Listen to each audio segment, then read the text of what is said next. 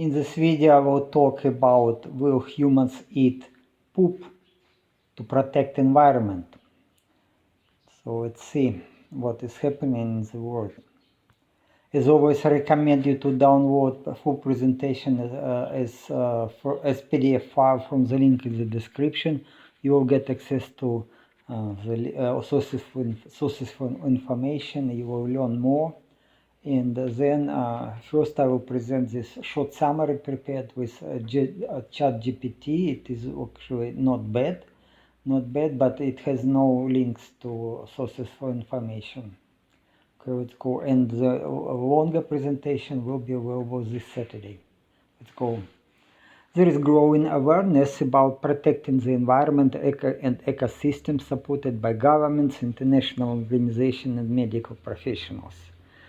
Here are some steps which we can take. It is reduce, reuse, recycle. So whenever possible, reuse items and recycle materials like paper, plastic, glass, and metal.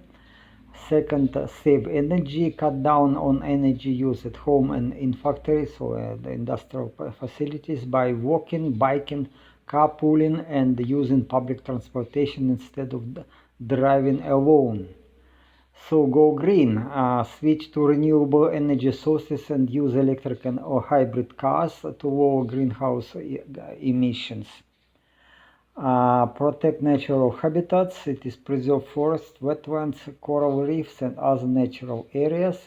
And another important aspect is reducing meat consumption. You may try plant-based alternatives and support the development of lab-grown meat to lessen the environmental impact of livestock farming. It is not my opinion. I just got this from artificial intelligence, and this is a standard program which is in school, at universities. It's like this. As for me, I don't follow. I mean, I use reduce, reuse, and recycle. It is okay, but switching to renewable energy sources to some extent, yes. Using hybrid cars or electrical cars, I think it is absolute nonsense. And preserving forest, it is okay, but okay. And let's consider. But the most it's terrible aspect it is reducing meat consumption, because I believe we to live long, because all my project is about extension of lifespan of humans. It is not in this area. So if we will use lab-grown meat, okay, forget about the longevity and health. But okay, but whatever, we see this agenda, and we have to do something, at least to know what is happening. Some common meat replacements for vegans and vegetarians include soy-based products, wheat gluten, also known as wheat meat, and burgers made from lentils and chickpeas and mushrooms. Many brands offer vegan meat alternatives that taste and feel like traditional meat, such as, okay, these brands, okay, I never would buy it, absolutely never, because I stay away from this vegetarian and vegan agenda. Okay, nevertheless, insect-based meat replacement made from proteins like mealworms and crickets are also gaining attention. Examples include cricket flour, insect-based bread, pasta, chips, protein bars, and burgers. However, plant and insect-based meat may contain allergens, thermal-induced carcinogens, and anti-nutrients, posing risk to certain individuals. Some plant-based meat alternatives contain high-level oxidized polyunsaturated fatty acids, which could impact cardiovascular health. Okay, I have nothing against eating insects. Okay, I eat, that's, for example, drone brood. It's actually, as I keep the bees, then sometimes I check the beehives, and if I see that's cells with larva of drones, I just cut it and eat it. It is okay. I believe that it is healthy, absolutely healthy. But okay, nevertheless, we have this many brands of artificial this meat, which is meat replacement or meat substitute, and okay, I don't think it is healthy. But okay, whatever. Research and investment in lab-grown meat, also called cultured or cell-based meat, are growing. This technology involves growing meat from animal cells in a lab instead of raising and slaughtering animals. Okay, this, I mean, vegans and vegetarians are so much against slaughtering animals, but okay, let's actually they kill so many animals to grow the plants. This hypocrisy is absolutely fantastic of these people. While it has potential benefits, there are concerns about the use of hormones, growth factors, and antibiotics in the production process, which may have negative health and environment impacts. Accordingly, the cost of production of lab-grown meat is currently much higher than of traditional meat production, and also its long-term sustainability is uncertain. And for now, this technology generate more waste and use more energy than the traditional technology. And there are proposals to reduce production costs by using municipal waste and human poop as substrates for growing cells. Yet it may not work again. So it's again what we can again see, this lab-grown meat. How it is produced? It is produced from stem cells or it is produced from cancer cells. So because these cells have to multiply indefinitely, so it's all normal cells, they after multiplying few some dozen steps, they stop stop multiplication, so they cannot grow. But okay, whatever. They use these cancer cells, and if it will not ignite cancer in your body, I don't know. It's again, but it is available at least. The way our digestive system works tell us a lot about what kinds of foods we are meant to eat. Compared to large primates, humans have smaller colon, which is only 20% of our digestive tract in volume, while in large primates like apes, it is closer to 50%. This difference means that large primates can better digest fiber-rich food. On the other hand, humans have longer small intestine and smaller colon, which suggests that our bodies are designed for a diet with more animal-based and cooked foods. Also, we are omnivores, officially we are omnivores like pigs, bears, and dogs. Our digestive system is more similar to that of carnivores, although our stomachs are smaller and we are not adapted to use proteins as the main source of energy. Unfortunately, we cannot live on lean protein. We need fat. So humans can be named lipivores because of their adaptation to high-fat meat-centered diet. So we need, in my opinion, again, it is not only my opinion, that we need animal fat to survive and to live longer. So comparison of digestive tract anatomy, yeah, that shows that humans' digestive tract, so it is here, is relatively small compared to the pig. You see, pig is longer, small intestine, and it is again it is different, and colon in pigs also bigger. So pigs are omnivores, humans not. It's our digestive system cannot digest this at least plant-based food. It's impossible, especially. But if it is cooked, it is okay. We can use it, but again, it is harmful. Okay, in my opinion, I expressed my opinion many times, but again, that we are what we are. We have to rely on animal fat to survive and to live longer. Otherwise, we will have many diseases. Okay, and also we cannot compare us with orangutan or chimpanzee. It's impossible. The orangutan have very big size colon, or not colon, the large intestine very big, and also they have secum, this area where the plant-based food can be fermented. And okay, we are not apes, we are much different, we are very special.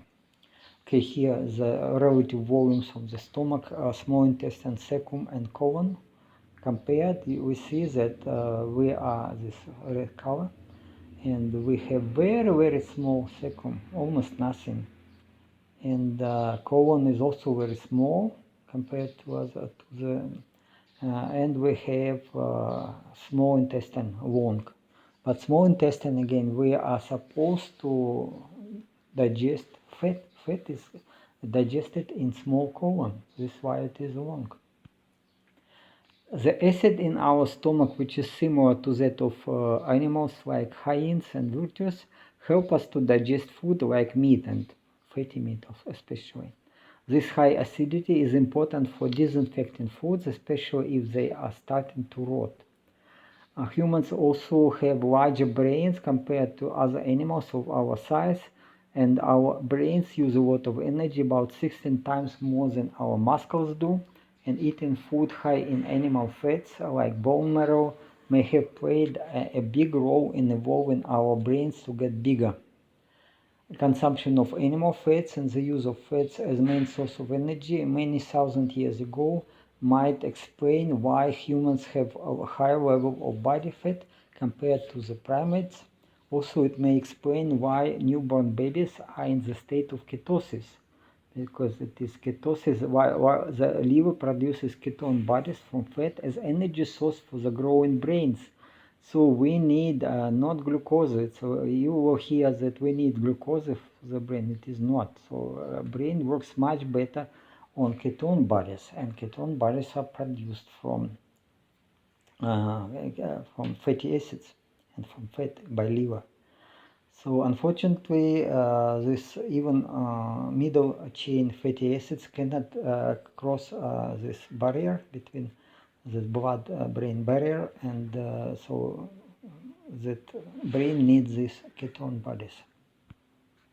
Okay, so all history of humans' development was based on hunting of big animals with very big deposits of fat and in cold environment. So this is how we developed. We were hunting for big animals. But then when Ice Age already was over, then there was very hard time. Okay.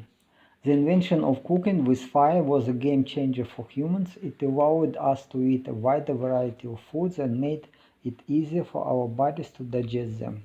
Eating cooked food, especially fatty meat, might have even helped our brains to get bigger over time. But as our diets shifted to include more carbohydrates like grains, our brains started to shrink. This happened around the time we started farming. It is about 10 or maybe 20,000 years ago.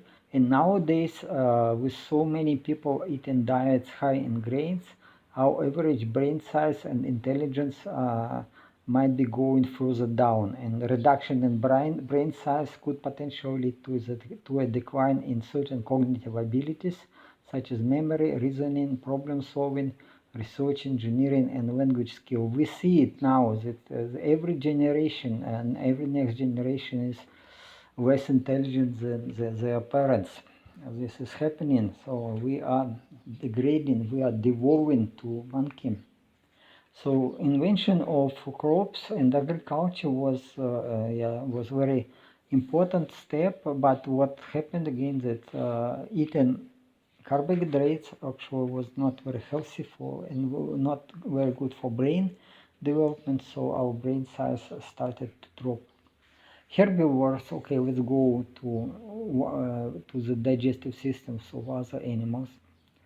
The herbivores like cows and deer have digestive system that rely on bacteria to help them digest plants.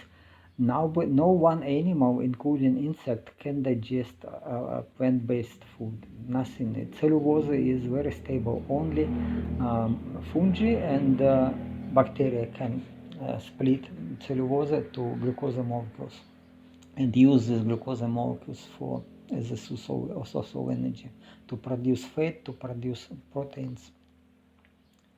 There are different kinds of herbivores like foregut fermenters like cows and hindgut fermenters like horses and rabbits, which have different ways of breaking down plant material. Hindgut fermenters have a special part of the digestive system called the cecum, where bacteria help them to digest tough plant fibers. Yeah, okay, but again, this digestion is not very efficient in comparison to these two ruminants, to cows and other ruminants. These bacteria produce important nutrients like vitamin B and K, which the animals need to stay healthy. Rabbits, hares, and other animals have a unique way of getting nutrients from their food. They eat own feces, which might sound gross, but it helps them to get extra nutrients from the plants they eat. Their first round of poop, called cecotrophs, pardon for the noise, it is okay, large cars moving along the road. Okay, their first round of poop, called cecotrophs, is soft and full of important nutrients like vitamins and amino acids. By eating their poop, these animals can digest their food more efficiently and stay healthy again. So we have these different herbivores. They are different.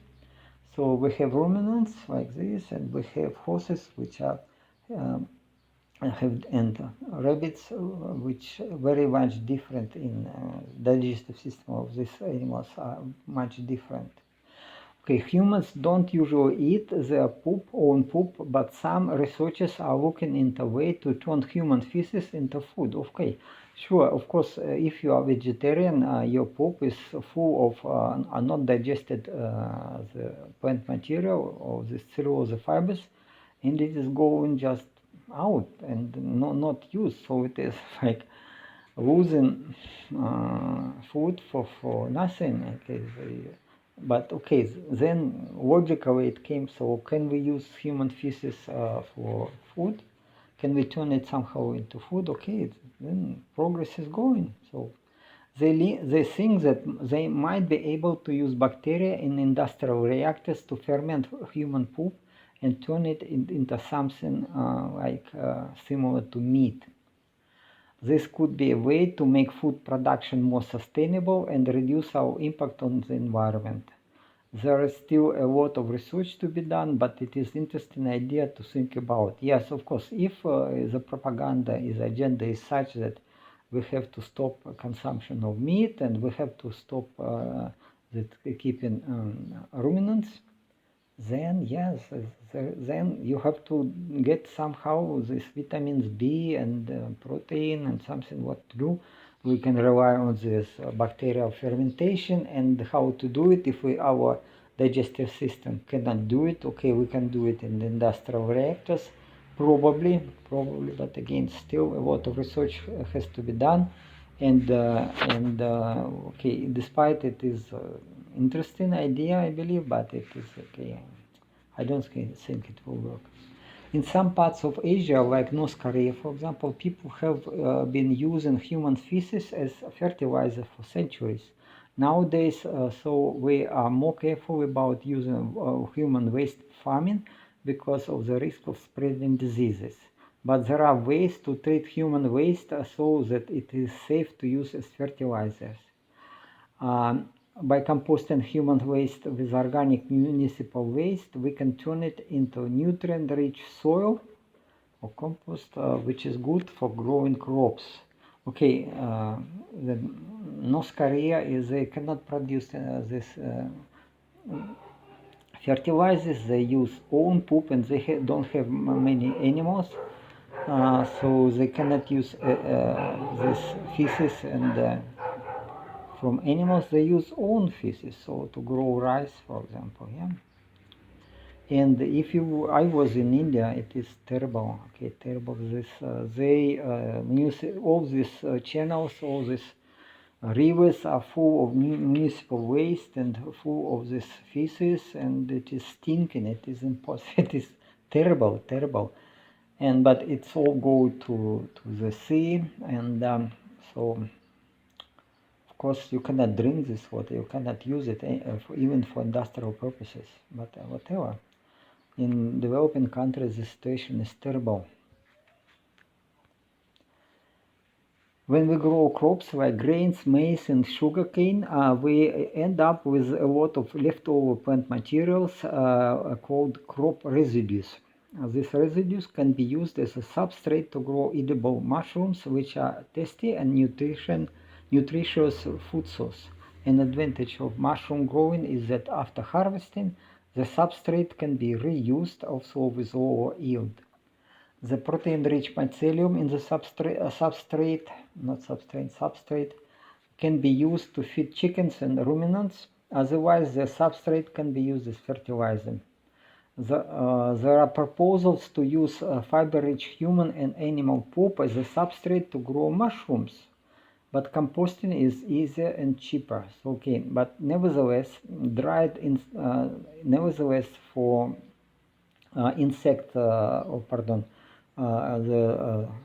the horse manure and the manure of pigs and also chicken manure is used to grow some mushrooms like white button mushrooms.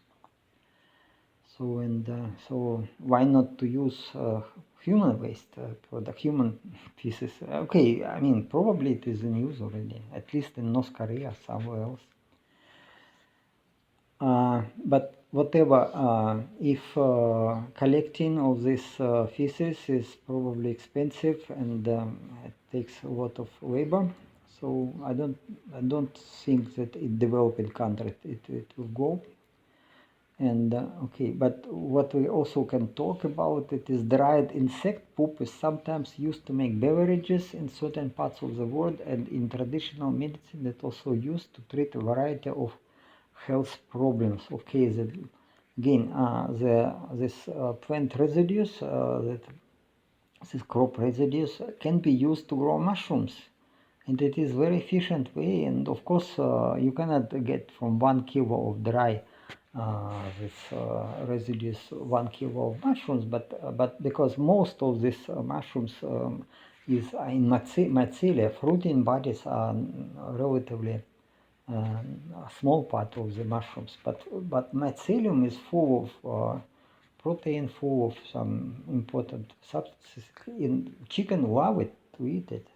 I'll tell you, I was keeping. So in my opinion, one way we can help the environment is by promoting sustainable farming practices.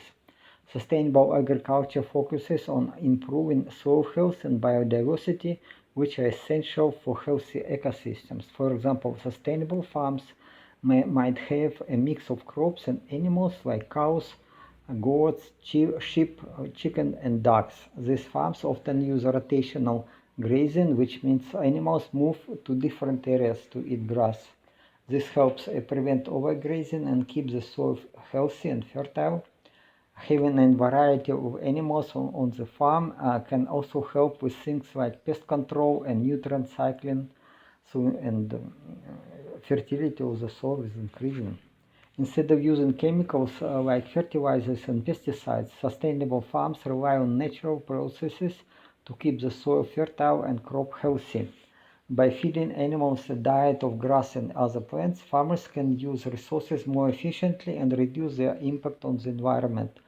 Okay, this again, to my opinion, it is the future, but unfortunately it is quite suppressed. It is quite suppressed by official agenda, especially growing and keeping ruminants. It is very much restricted, and but some people do it, and it is again. I did it. I didn't keep ruminants because in Thailand it's very hot, and these cows cannot stay. Temperature go to plus 42, for example. So it is really not easy, and to keep cows for milk production, it is absolutely impossible. But people keep buffalo for meat, only for meat. It is again, buffalo don't produce much milk, so in my opinion it is not so efficient way to produce food. But I was keeping this a lot of birds. and free, not free, the pasture. They were running openly and eating insects and eating the grass, so it was easy to do. So I have some experience with sustainable farming myself. Oh, sorry about this noise. Oh shit. Okay, sorry. It is quite normal when you stay in a village. It is always noisy. Sorry. And my house is near the main road. I had some experience with sustainable farming myself. I used to raise chicken, ducks, geese, and catfish on small scale. Chicken both for meat and for eggs, and the ducks and geese the same eggs and meat, and catfish also. I was keeping catfish. It was not big scale, but it is scalable. Yeah, I love it. I love it. It was fun. And again, this farming didn't take much time, but was very good healthy food, and I was selling the excess of the food, and not only covering the living cost, but even getting some money. Not to mention that I was we were growing cash crops like maize, rice, and cassava. It was, I mean, 10 hectares of farming land. So it was good. And also I was growing mushrooms. Mushrooms, I love mushrooms. I didn't make much, but about 1 kilo per day, 1 kilo of fruit, of the fruits of the oyster mushrooms per day. And quality was so good. If I buy oyster mushrooms at grocery store, it is quality not good. I mean, I don't like it. But my mushrooms were really very tasty, very healthy, and yeah, so better to grow yourself. Additionally, I keep bees till now, and I use honeycombs to make medicine for health conditions like hypertension and atherosclerosis. To make the medicine, I use small reactors that stimulate natural conditions for bacterial fermentation. While it is true that using these small reactors can be expensive, yes, because scaling up is difficult and relatively expensive. But I believe there are still benefits to producing medicine this way, because again, you need ventilation. You need to make big container. It will not work. It just doesn't work. So industrial methods, if you have the reactor, maybe 1,000 liters, yeah, and to produce water. Yeah, but in my case, it didn't work. Maximum volume of the reactor was kind of maybe 10 liters, not more. But I used many reactors, about 10 reactors at once. So it was, now it is, I don't sell this product, so I don't have customers. Unfortunately, people got poor.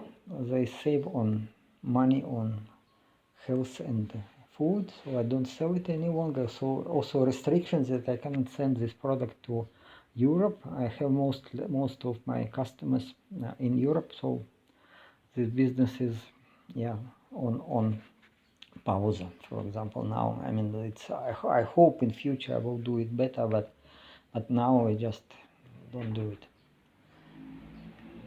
Situation has changed. Okay, I believe that there are benefits to produce this medicine in small reactors, and what else, that I use natural ingredients, so like honeycombs. So it is easy, and it is reducing the need of synthetic chemicals and promoting a sustainable way of life. Of course, again, this is my vision, that future. If we will follow the sustainable agriculture with blend of different plants and growing different plants, and also rotating grazing, rotating crops, and it is a future, but it is not supported anyhow. Instead, what is supported is the growing meat from poop, from feces. Yeah, but I don't know. Would you like to eat feces? I don't know. This what medicine what I was producing. It is in capsules. 2 capsules a day. It is recommended doses, and it works. It works not only for me, but also worked in some individuals, I mean some volunteers who decided to try it, and they got amazing results, very happy, because improvement in health was very good. Okay, so again, next time, Saturday, I will give some longer presentation with more pictures and more links to the sources of information. Again, that growing these cells, it looks like good, but guys, it is not muscle cells. It is not muscle cells. They use stem cells, and they use embryonic stem cell, or otherwise they use cancer cells. They use tumors, because only tumor cells which are they can multiply indefinitely. So and then you consume these tumor cells, and also it is not easy to organize the circulation of these nutrients and oxygen, and it is in small reactors it is possible to do. This is why I use small reactors in myself, because a circulation of the air and also the nutrients can be done, but in big reactors, no way. I don't think it will work. But okay, they produce some kind of structure, not muscular fibers. Forget about muscular fibers. They just get cells, but they can print these cells together with some fibers from plants, and they get some replacement of meat, and they sell it. But now prices so high, but okay, in future prices will go up. Don't worry. So if production of this beef and the other meat will be suppressed, then okay, then this other replacement of meat will be maybe more profitable. Let's see. But again, I don't think it is a good idea. Okay, this is hyena, and okay, what we see, this result of, if you, again, why I'm so much against this using of plant-based food. IQ drops. We're devolving to chimpanzee, to apes. And if it will go further, then our civilization will not survive. Already, you see, already the IQ is dropping in average in the world. So maybe in 50 years from now, it is like we're here, like here. 50 years from now, it is like here. 85, it's with IQ 85, you cannot develop the technologies. Forget about this. You will be monkey. So you see how it is drop. It's dropping very sharp. The volume of the brain dropping very sharp, but IQ also dropped. Okay. Again, my idea to base our diet on eggs and dairy products, and also maybe mushrooms, also good. Then and some variations, and it is okay. But again, this how people produce from this they use poop from healthy donor, and they introduced into the to the digestive tract of some sick people with capsules or with such way, and then yeah, if it is not copper fungi, I don't know what is it. And this is shit food. Will you eat it from shit? Okay, maybe in future we will have no other choice. Okay, I will talk about this in more details later, and I will give this references to information, so hopefully it will help you. But again, my main message is that we have to do something, and of course I cannot change the world. I propose sustainable methods to develop. I believe they're sustainable, but the whole agenda is different. Okay, it's different. If I'm talking about the growing of this ruminants and using dairy products, you will see in the internet that dairy products are not recommended, especially if it is with lactose. They say no, only maybe cheese you can use, but not lactose, not raw milk. Okay. I have different people. But again, what is interesting then, these insects actually they work like small bioreactor. They have enzymes, food coming in, and food is coming in, and then these enzymes are working and produce nutrients for the insect. But because of this, all this digestive tract of the insect is so small, then the excrements are going out together with enzymes together, and then it is enzymes or whatever they this tea, people make tea, and this is or some other coffee maybe, this is how it works.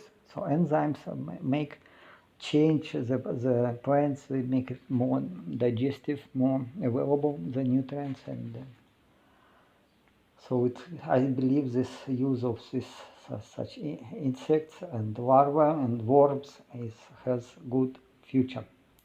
Probably, again, I'm not against eating insects. It is, in my opinion, okay, but it has to be done smart way, and okay, it should be not the main part of our diet. Okay, let's thank you for your time. I hope you enjoyed the video and got something new. And to the discussion, please, to support my project, you can click like and bell buttons, subscribe to my channel. Good question. Do you want to live long or not? Most of people don't want, because they don't want suffering, and life is full of suffering. You have to, if you want to live long, you have to accept it. It is life, and it's suffering and stress, and you have to work it hard. It is life. So some people want to die just in peace. Whatever. Okay, have a wonderful day. Ciao, ciao.